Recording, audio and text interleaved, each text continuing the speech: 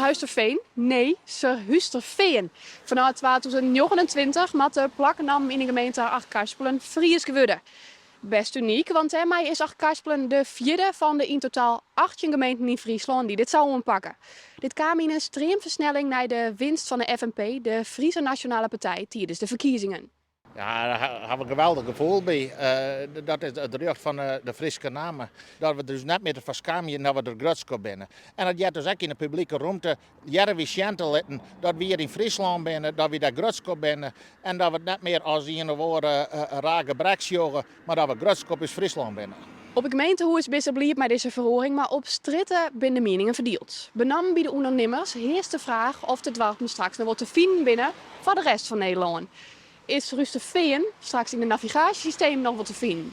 Ik snap die twijfel wel, maar als er naar andere gemeentes jost, naar het eerst, et cetera, dan denk ik van dat het wel goed komt en dat ze dus wel weten te vinden als ze het vinden willen. Nou, dan mag je er in het liefst wel even in het Nederlands bij. Dat vind ik wel, ja. We maken ook wat doen voor de toeristen, hè? Ja, dat maakt het mij eigenlijk zo, maar ik vind het wijs niet geld. Ik kom uit het deel, daar is ik alles omgegooid. Dat kost een tot geld. Ja, ik zit de planka's achter. Ik bedoel, wie wonen en leven hier in de Friese woorden, we hebben onze eigen cultuur. En ik vind die Friese identiteit die mogen we behouden. Nou ja, is prima. Friesland boppen, hè?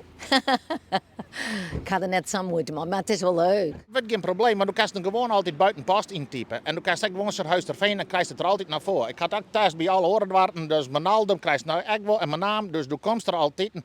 Post had niks met mijn wijnplak te maken, door zo'n postcode. De digitalisering is Safir, dus dat moet geen probleem wezen. En als je zegt van ja, die namen moet als een keer verhoren, je kan eerst je kladblokjes of je doekjes kan je eerst wel opbijten.